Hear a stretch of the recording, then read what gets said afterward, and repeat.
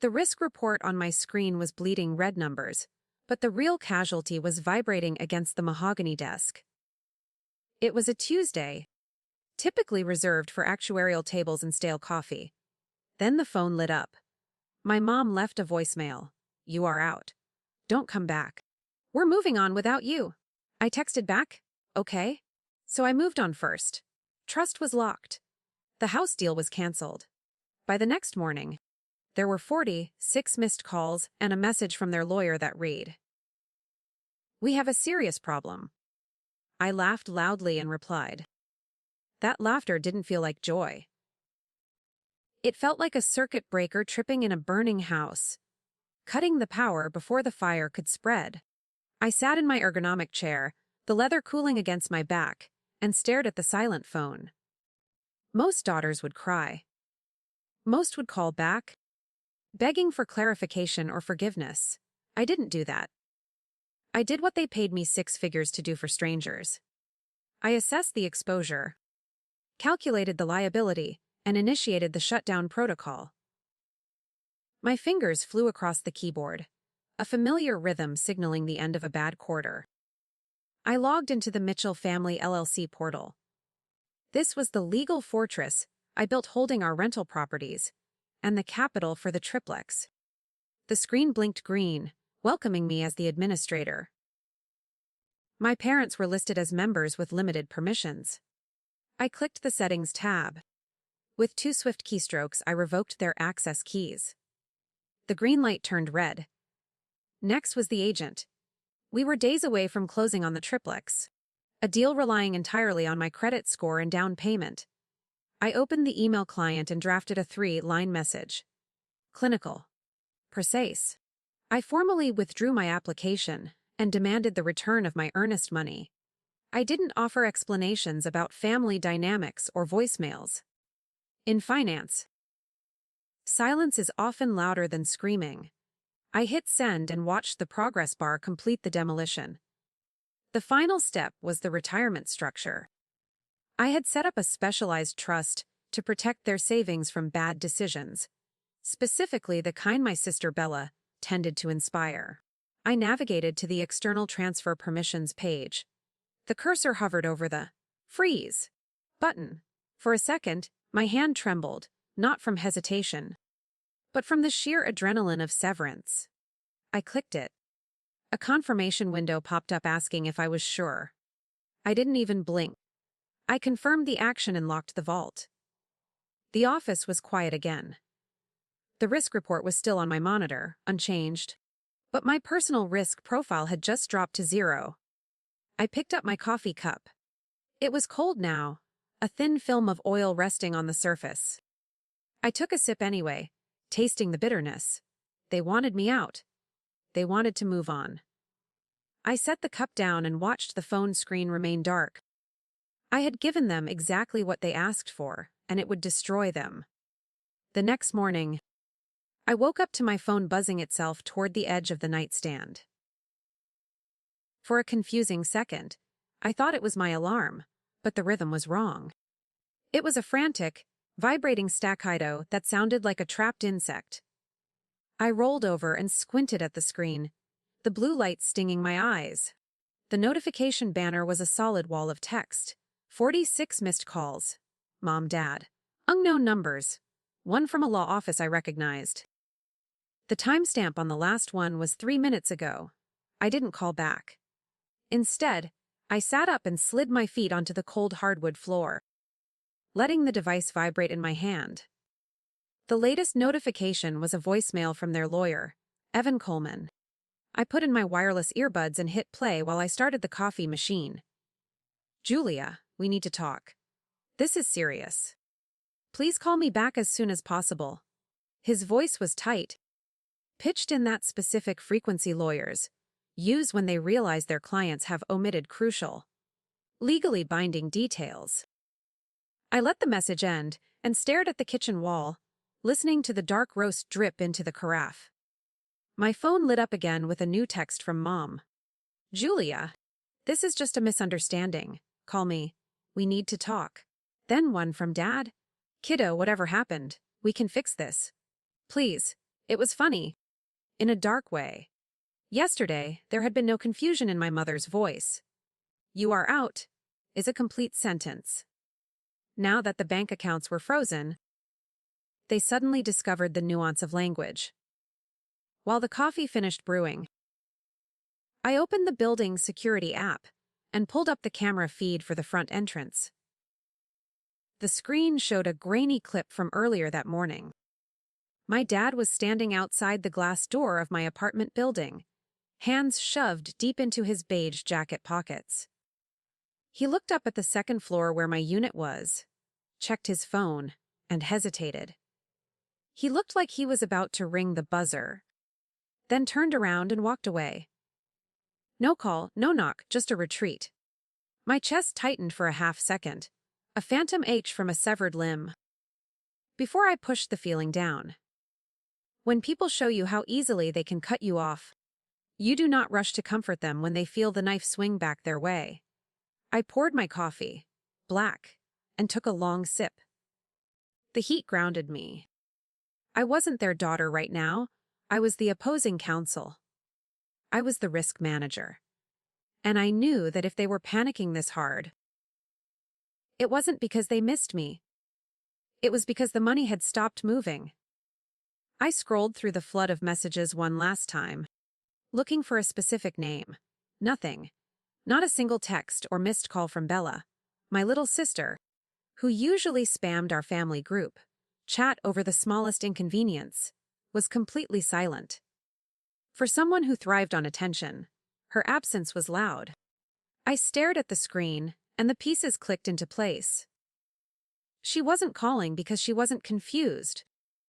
She was the only one who knew exactly why the money was gone, and she was waiting to see if I would fold. 2 days later, I tried to pretend life was normal by doing something painfully ordinary. I went to the local coffee shop. I always hit on Thursdays. It was the kind of place where the barista knew your order, and the regulars talked about hiking and housing prices. I had just picked up my lat when I heard a familiar voice. "Julia." "Hey." I turned to find Tom Reynolds, one of my dad's old buddies. He clapped a hand on my shoulder. Tom lowered his voice, leaning in like he was sharing a state secret. "Heard about the triplex," he said, shaking his head. "Tough stuff. I just wanted to say, don't let the pressure get to you. Taking a break is good." I frowned, gripping my cup. "A break?" Tom nodded sympathetically.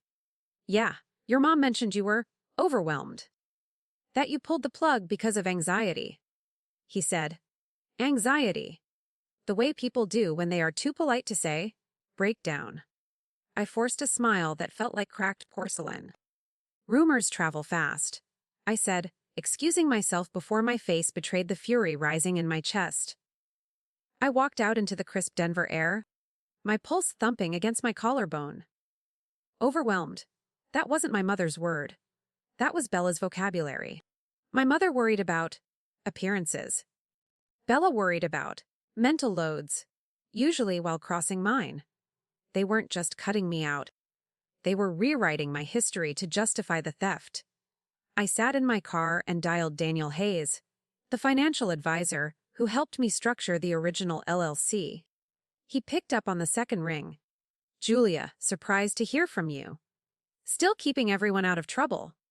"Working on it," I said, cutting the pleasantries. "I have a question.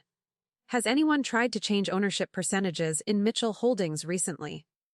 Specifically, anyone who isn't meat?" There was a pause, the kind where you hear someone sit up straighter in their chair. "I've seen some draft documents float by," Daniel said slowly, choosing his words with professional caution. "Your mom mentioned a new advisor and asked some hypotheticals, but I saw references to adding another family member as a managing member. Your signature line was blank, Julia. It looked messy, so I told her nothing moves without you." My grip tightened on the steering wheel until the leather creaked. "Another family member," I repeated. "Let me guess. Bella." Daniel sighed.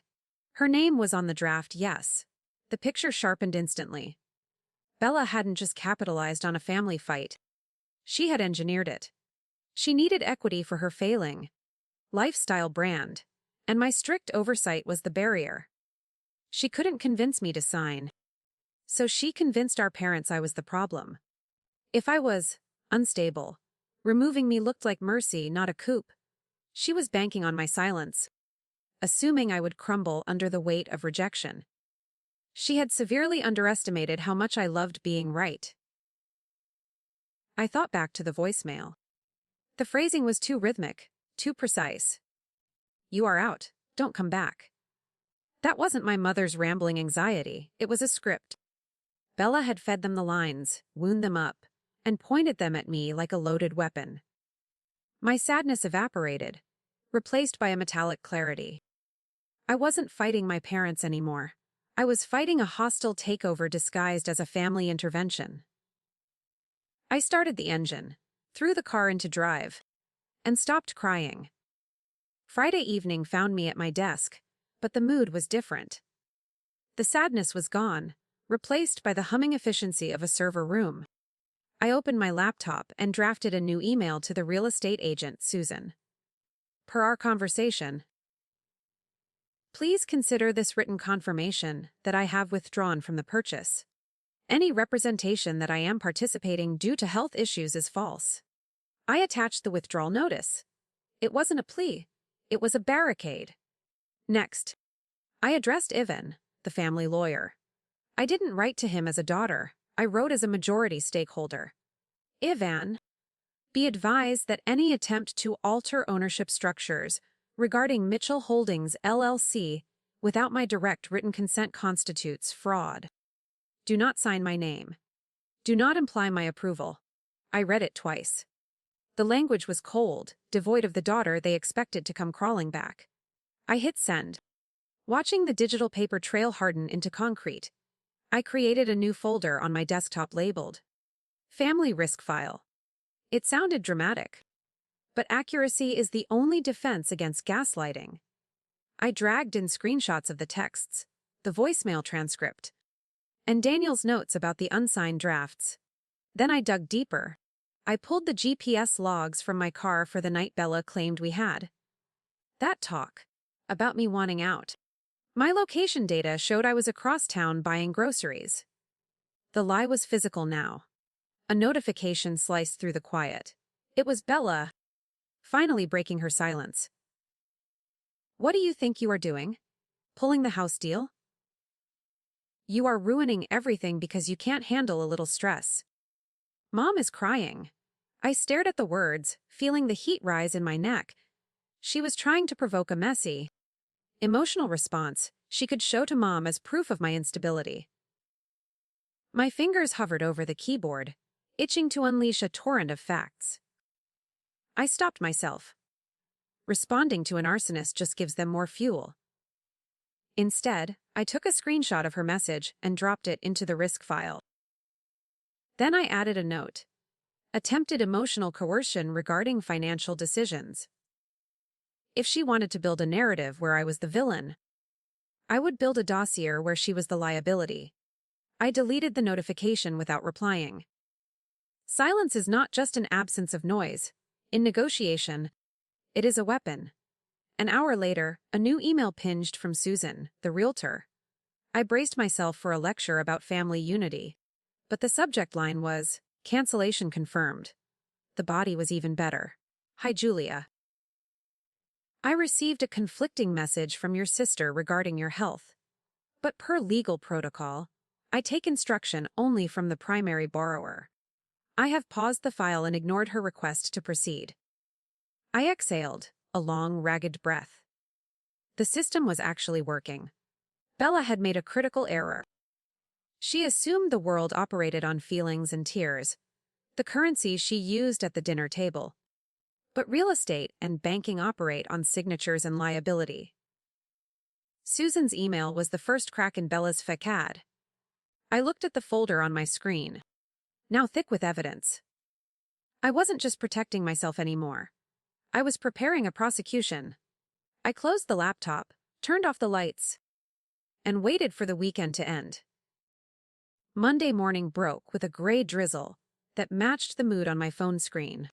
A text from Mom popped up while I was reviewing the quarterly projections, interrupting the column of safe, predictable numbers.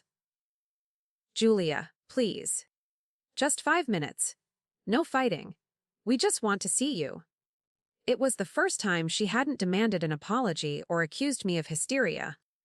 The "you are out" voicemail seemed a lifetime ago. I stared at the message, measuring the desperation in those 3 short sentences. I didn't reply with a heart emoji or a promise to come home. I typed 2 words: call me. The phone rang before I could even lock the screen, vibrating violently against the mahogany desk. I answered on the first ring, my voice steady. Julia?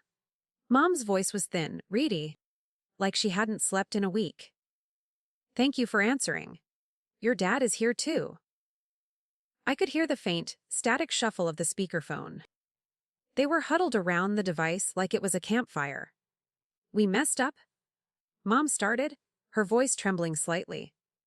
Saying you were out. That was extreme. We were emotional. We didn't mean to take it that far. I cut her off gently but firmly. You weren't emotional, Mom. You were precise. You told me to leave, so I did. Now you are seeing the bill for that decision. Silence stretched across the line, heavy and uncomfortable. They wanted to sweep the voicemail under the rug, but I was currently standing on that rug. We want to fix this, Dad said, his voice rougher than usual.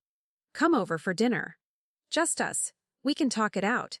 I swiveled my chair toward the window, watching the rain streak the glass.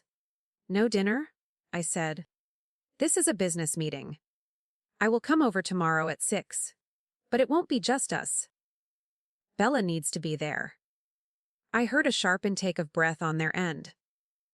Bella was the ghost in the machine, and I was dragging her out.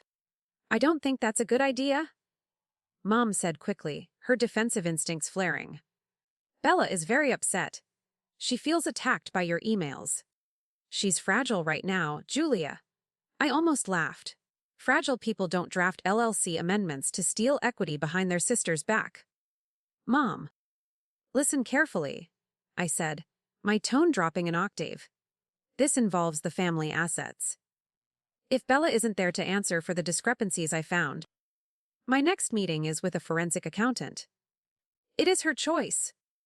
There was a muffled argument on their end, hands covering the microphone but not well enough to hide the tension. I heard Mom whisper, too hard, and then a chair scraped harshly against the floor. Dad came back on the line, his voice close to the receiver this time. She'll be there, he said. The resignation in his tone was palpable. He knew. Deep down, the mechanic in him knew that you couldn't fix an engine by ignoring the broken piston rattling inside it. Tomorrow at 6. I confirmed, and hung up before they could backslide into negotiation. I placed the phone face down on the desk. The trap was set, but it wasn't for them. It was for the narrative Bella had been spinning for years. I opened the risk file one last time and clicked print. The laser printer hummed to life in the corner, churning out page after page of timestamps and lies. It was the only sound in the room, rhythmic, warm, and relentless. I walked into my parents' living room with the folder tucked under my arm, like a loaded weapon. The house smelled faintly of lemon polish and nervous anticipation. Mom and Dad sat together on the beige sofa, knees touching. A united front made of fragile glass. Bella was perched in the armchair across from them, clutching a tissue she didn't need. She wouldn't look at me. I set the heavy stack of papers on the coffee table. The thud was the only sound in the room. Thanks for coming, Dad said quietly. Just so we're clear, I said, my voice steady. Nothing tonight is off the record. If anyone lies, I won't keep it inside this room. Bella scoffed, rolling her eyes toward the ceiling. Wow, way to make this hostile, Julia. We're family, not a courtroom. Then the truth shouldn't scare anyone, I countered. Mom twisted her hands in her lap, looking between us like a referee at a blood sport. Honey, Just tell Julia what you told us. Mom urged gently. Bella crossed her arms. I just repeated what you said. Go ahead, I said. Tell them exactly what I said. Bella glared at me. You said you were done carrying everything. You said you were pulling your name off the accounts and that you wanted full control of the LLC, so you didn't have to consult them. She turned to Mom. She told me this in the car after dinner. She was screaming. I nodded slowly. And this was the night of the 14th. After we left the Harbor Grill. Bella nodded vigorously. Yes, you were hysterical.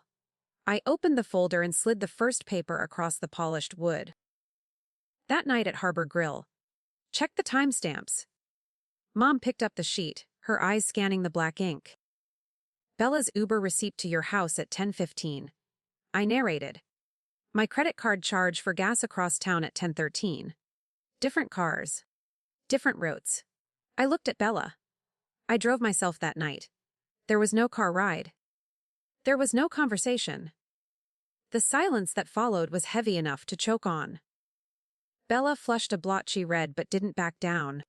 Memory is weird when you are upset. She snapped. Maybe it was another night. The point is, I was trying to help. I thought she was serious about needing a break. I didn't let her finish. I laid down the next document. This is the email to Susan, the realtor. Sent 2 days before your mental health story started. I pointed to the date. I withdrew because of lack of consent. Not anxiety. You told Susan I was having a breakdown. And then there is this. I said, dropping the heaviest stone. It was the draft operating agreement Daniel had flagged. Jason, the new advisor, sent this over. It adds a new managing member with a salary of $4,000 a month. I watched Dad's eyes widen as he leaned in to read the fine print. I didn't sign this, I said. But someone told Jason that I approved it. I looked directly at Bella. You needed the salary for your brand launch. Didn't you? Mom finally turned to Bella. Her voice was a whisper, brittle and sharp. You told us Julia wanted to cut us off. You said she was unstable. Bella sat up straighter, cornered. She is. She's controlling. Look at her with her little folder. But Mom wasn't looking at the folder anymore. She was looking at the daughter she had protected for years. We fired our daughter because you lied to get a salary. Mom asked. The horror on her face wasn't about money, it was about the manipulation. Dad stood up. He walked over to the coffee table and picked up the draft agreement. He looked at it for a long moment, then ripped it in half. The sound of tearing paper was louder than a gunshot. That's enough, he said. His voice was firm, the way it used to be when he ran the shop floor. Bella, you are done. No more talking to advisors. No more speaking for us. Bella gasped. Dad, seriously? You are going to take her side because she printed some receipts.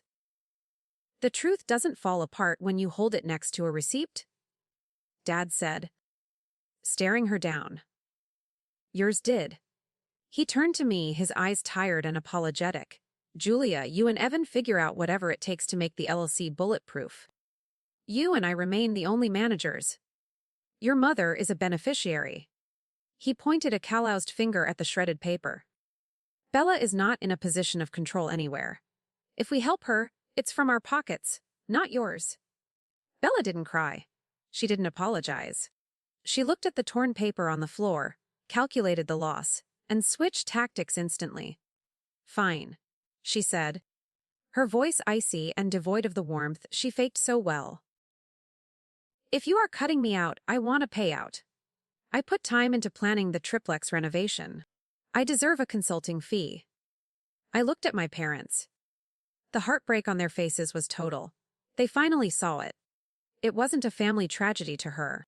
It was just a failed transaction. You want a consulting fee? I asked, my voice flat. For a renovation that hasn't started on a building we don't own yet. Bella didn't flinch. She smoothed her skirt, treating this like a contract dispute rather than a family implosion. I spent hours on those Pinterest boards. I even met with a contractor. That is labor. Julia? Dad looked at her like she was speaking a foreign language. He had spent 40 years turning wrenches. He knew exactly what real work looked like. This wasn't it. I reached back into the folder and pulled out the final document. It was thick, stapled, and drafted by Evan early that morning. There will be no payout, I said. And there will be no consulting. This is the new operating agreement for Mitchell Holdings. I slid it onto the table, covering the shredded remains of Bella's draft. It explicitly states that no new managing member can be added without unanimous written consent. That means I have veto power forever. You are out. Bella snatched the document up, flipping through the pages furiously. Her eyes darted across the legal jargon, searching for a loophole that didn't exist. This cuts me out completely, she hissed. I am a beneficiary of nothing. You are treating me like a stranger. She looked at Mom, tears welling up on command. You can't let her do this. You are just going to erase me. After everything I've been through. It was a greatest hits performance, designed perfectly to trigger Mom's deep-seated protective reflex. Mom flinched visibly. The guilt was a physical reflex for her, ingrained after decades of smoothing over Bella's messes. Julia. She started, her hand hovering anxiously over the pen. Is it really necessary to be this permanent? We can just agree verbally. I shook my head slowly. We tried verbal, Mom. Verbal got me a voicemail telling me I was out. Verbal got Bella a fake salary. We need ink. I uncapped the pen and set it down next to the signature line. You asked me to come back, I said, looking at both of them. You asked me to fix this. This is the fix. If you want me to manage the risk, I need the keys. If you don't sign this, I walk out that door, unfreeze the accounts, and you can let Bella manage your retirement. It was a bluff. I would not let them starve, but they did not know that. Fear, I had learned in this business, was a powerful clarifying agent. Dad didn't look at Bella. He picked up the pen. We're not erasing you, Bella, he said, his voice heavy with fatigue. We are stopping you. There is a difference. He pressed the pen to the paper. The scratch of the nib was loud in the quiet room. He signed his name, dated it, and pushed the paper toward Mom. Deanne, he said softly. It's the only way we keep the house. He understood the stakes better than anyone else in the room. Mom looked at the paper, then at Bella's tear-streaked face. For the first time, she didn't move to comfort her. She saw the manipulation for what it was. A tool to extract resources. Mom picked up the pen. Her hand shook, but she wrote her name clearly. I love you, Bella, she whispered. But I can't afford you anymore. She slid the document back to me. The click of the pen being recapped sounded like a jail cell, lock snapping shut forever. The air in the room shifted instantly. Bella stood up, knocking the tissue box onto the floor. You are pathetic? She spat at Mom. You let her bully you into this. She doesn't care about you. She just wants the control. She spun on me, her eyes wild with rage. You think you've won. You are going to be alone, Julia. You have money and documents. But nobody actually likes you. You are just the bank. The venom was pure, unmasked, and absolutely clarifying. I didn't yell back. I carefully placed the signed agreement into my folder. I'd rather be the bank than the thief, I said calmly. And since this is now a business meeting for members only, you can leave. Bella looked at our parents, waiting for someone to scold me. They remained silent, staring at their hands. The silence was the loudest rejection she had ever received. She grabbed her purse, made a noise of pure frustration, and stormed out the door. The front door slammed, shaking the frame. I stood up, clutching the folder to my chest. I should go. I'll file these in the morning. Mom looked up. Her eyes were red, but she wasn't looking at the door where Bella had exited. She was looking at me. I am sorry, she said clearly. Not for her. I am sorry we made you feel like you were the one who had to leave. It was the only receipt I actually needed. A month later, I stood in the driveway of the pale, brick triplex on the edge of Denver. I held a box of kitchen supplies while watching my parents argue about where to hang a bird feeder. The bottom unit was theirs now, secured by a lease that was ironclad. The ink was dry on the deed, and Mitchell Holdings LLC was officially the owner. It was a lean operation now. Just me and my dad as managers, with more safeguards than a bank vault. The chaos of the last few weeks felt distant, replaced by the quiet hum of equity. My unit was on the second floor, with light spilling through the big windows.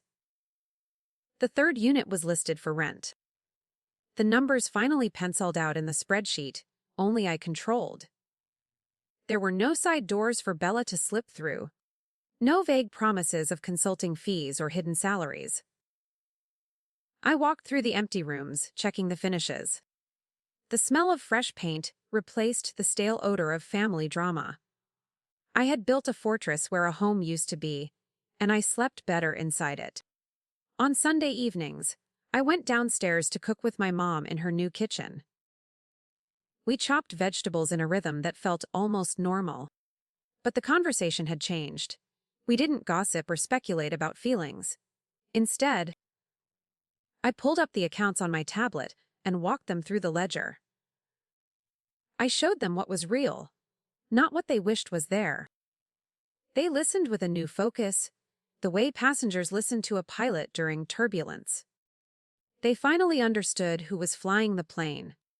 I heard through cousins that Bella ended up in a small apartment across town, bouncing between gigs. Her big brand never launched. Without my capital to burn. Her ideas remained just that, ideas. People were starting to notice her stories always required a villain and a spotlight, and I refused to provide either. I didn't sue her or chase her online. I removed the leverage she thought she had. I let her sit with a life that was hers alone, not propped up by my work. Last night, while reviewing the monthly statement, my mom hesitated. She looked at her phone, then at me. Bella asked for help with a credit card bill, she said. A year ago, I would have fixed it to keep the peace. Now, I didn't blink. We can't fix that for her, I said. Not this way. Mom nodded, turning her phone face down on the table. She didn't argue. She realized that loving her family meant refusing to be their insurance policy when they gambled with the truth. I walked upstairs to my quiet apartment and sat at my desk. The family risk file was still on my desktop, holding every lie, receipt, and legal threat. I didn't need it anymore. The structure was sound, the boundaries were legal, and the locks were changed. I dragged the folder to the trash bin and emptied it. I had learned the hardest lesson of all: trust isn't a gift you give freely. It is an asset you must strictly manage.